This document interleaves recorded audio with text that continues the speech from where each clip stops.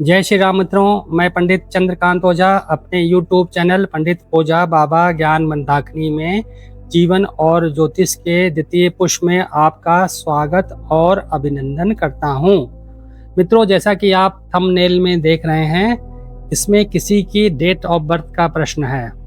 यह प्रश्न मैंने कब और किससे किया और उसका क्या रिप्लाई आया, चलिए इस प्रश्न की भूमिका पृष्ठभूमि में चलते हैं। तो ये करीब 91-92 की बात है। उस समय लखनऊ समाजशास्त्र विभाग में एक सर नए अपॉइंटमेंट हुए थे। उनका नाम था असिस्टेंट प्रोफेसर बन के आए थे। उनका नाम था अजीत पांडे जी सर, और वो उस समय बिहार राज्य के रहने वाले थे। लेकिन बात इतनी सी नहीं है कि वो असिस्टेंट प्रोफेसर बन के आए थे। सर जी अजीत पांडे मणिपुर कैडर के आईपीएस अधिकारी थे और किन्हीं कारणों से अपनी जॉब को छोड़कर टीचिंग की जॉब में लखनऊ विश्वविद्यालय में असिस्टेंट प्रोफेसर के पद पर आए थे। अजीत पांडे सर जेएनयू से पीएचडी कर रहे थे और उस समय वो हल्की दाढ़ी रखते थे। उनका शरीर धनुषाकार था और बहुत सॉफ्ट स्पोकन थे, बहुत धीरे बोलते थे। और उस समय वो पूरे विभाग में एक कौतूहल का विषय थे, जिज्ञासा का विषय थे कि भैया आईपीएस की जॉब अब कोई छोटी मोटी जॉब तो होती नहीं है और नौकरियां भी कहाँ आसानी से मिलती हैं। तो आईपीएस की जॉब छोड़कर, पावर को छोड़कर, भाई आईपीएस की जॉब मामूली थोड़ी होती है, उसमें बहुत पावर होती है। तो उस पावर को छोड़कर टीचिंग जैसा नीरस, मतलब टीचिंग को ऐसा नहीं होता भाई, उसमें तो आपको बहुत ही दिमाग खपाना पड़ता है ना, पावर नहीं होता है उसमें, बच्चों से जूझना पड़ता है। तो उसमें क्यों आए थे, ये सब जिज्ञासा लोगों में थी। और टीचिंग जो है बहुत ही, मतलब जैसे इसमें मेहनत बहुत ज़्यादा करनी पड़ती है बच्चों के साथ, तो और इसमें पावर नहीं रहती है। तो भाई वो क्यों आए थे, ये सब जिज्ञासा लोगों में थी और हमारे मन में भी थी। और जहाँ लोग बहुत मुश्किल से आईएएस आईपीएस बनते हैं, वहाँ पे इतनी अच्छी जॉब को छोड़कर टीचिंग में आना ये बहुत बड़ी बात थी। उस ज़माने में थी, आजकल तो लोग ऐसा बहुत लोग करने लगे हैं, लेकिन उस समय ये बहुत बड़ी बात थी। अजीत पांडे जो है एमए फर्स्ट ईयर में सोशियोलॉजी में, वो स्टैटिक्स का एक पेपर होता है वो पढ़ाते थे। और अब यहीं से हम लोगों में ज्योतिष का कीड़ा जो था मेरा कुलबुलाने लगा कि आखिर वो क्या ऐसी ग्रह स्थिति थी, क्या परिस्थितियाँ थी कि जो है सर आईपीएस की जॉब को छोड़कर टीचिंग के प्रोफेशन में आए। मेरे मित्र थे गुंडा वाले, बच्चों वाले, वो भी इस विषय पे हम लोग बहुत मंथन करते थे कि क्या है कैसे, उनकी भी रुचि थोड़ी थी। तो हम लोग सर की मतलब ये हुआ कि हम लोग उनकी डेट ऑफ बर्थ निकाल सकते हैं, किस महीने में जन्म है, क्या है, जिससे कुछ उनका क्लू मिल जाए। ये सब चीज़ें उस समय थी। और उस समय मैं जो हूँ ओम और गायत्री मंत्र का जाप करता था, तो मन में मेरी छठी इंद्री थोड़ी जागृत रहती थी। तो इस प्रकार के जो है कार्यों में युवाओं का बहुत मन लगता है कि ठीक है।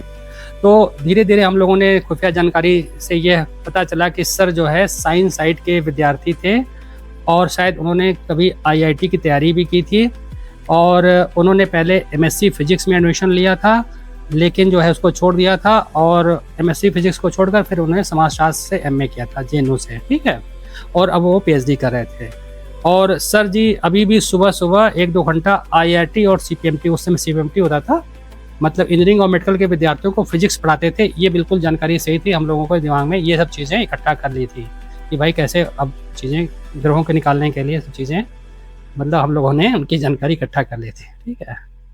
इस प्रकार जो है उनके व्यक्तित्व के कई मल्टी डायमेंशन गुण निकल कर सामने आ रहे थे कि भाई आईपीएस भी बने, फिर छोड़ के टीचिंग भी आ गए। उससे पहले जेपी आंदोलन में हिस्सा भी लिया था, फिर एमएससी छोड़ के जो है वो भैया जो है समाजशास्त्र में आ गए, फिर उसमें पीएचडी भी कर रहे हैं, टीचिंग की जॉब भी पा गए। इस प्रकार से काफ़ी उतार चढ़ाव उनके जीवन में था।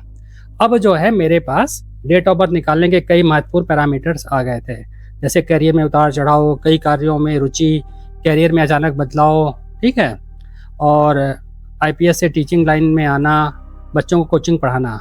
ये सारे गुण जो थे, ये सब गुण होते हैं, ये अगस्त महीने में पैदा हुए लोगों में मिलते हैं।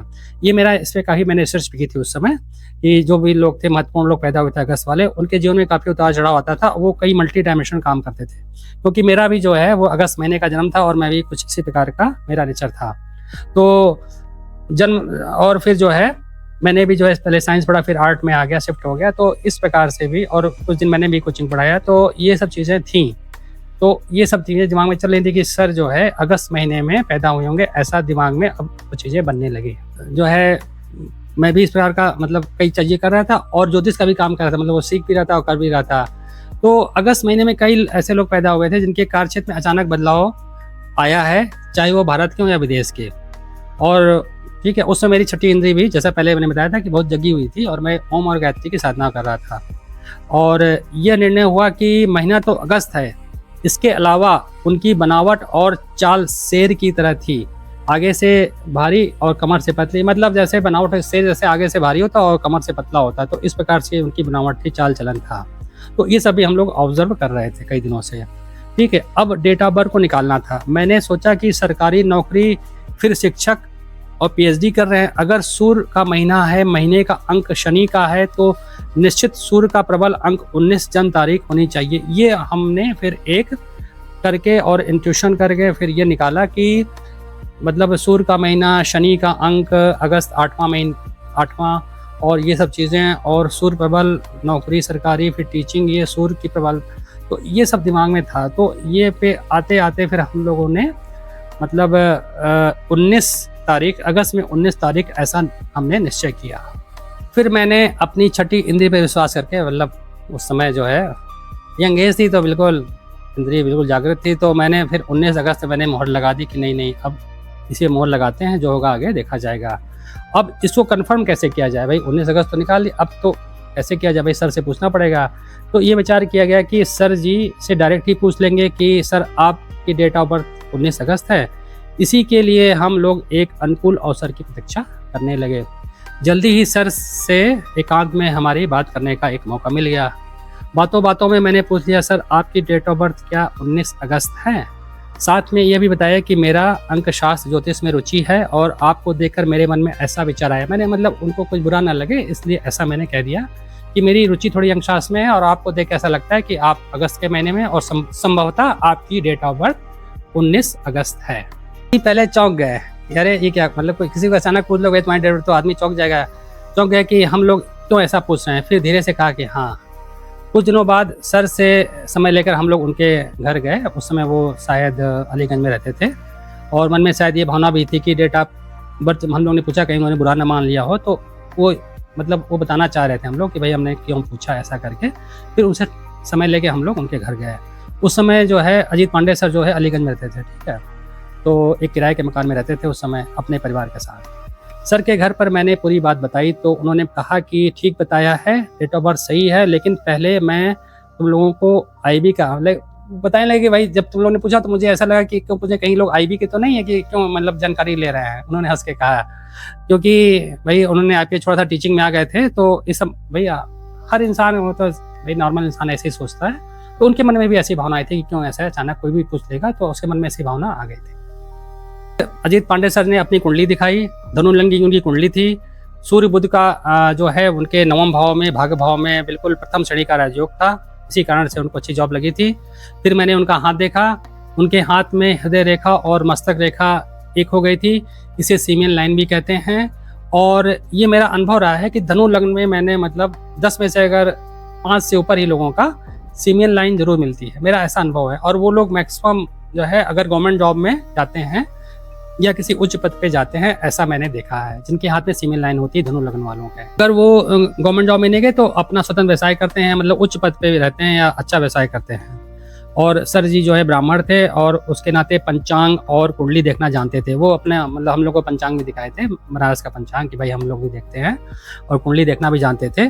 फिर मैंने भी उनको अपनी कुंडली दिखाई, उस समय भाई बातचीत होने लगी तो मैंने भी उनको दिखाया। तो फिर उन्होंने मुझे, मेरी वृक लगन थी तो मुझे उन्होंने वृक लगन के लिए जो है योग कारक जो ग्रह होते हैं शनि और बुध, शनि के लिए नीली और बुध के लिए उन्होंने मरगज पहनने के लिए मुझे सलाह दी। इस प्रकार मित्रों, मैंने आप लोगों को ज्योतिष और जीवन श्रृंखला के द्वितीय पुष्प में एक बहुत ही रोचक जीवन के बारे में बताया है। आशा है ये आपको पसंद आएगा, इससे आपका ज्ञान वर्धन होगा। और अगर आपको ये वीडियो पसंद आया है तो चैनल को लाइक, सब्सक्राइब और शेयर अवश्य करें। और अगले वीडियो में आपसे पुनः मुलाकात होगी। तब तक के लिए मित्रों, जय श्री राम।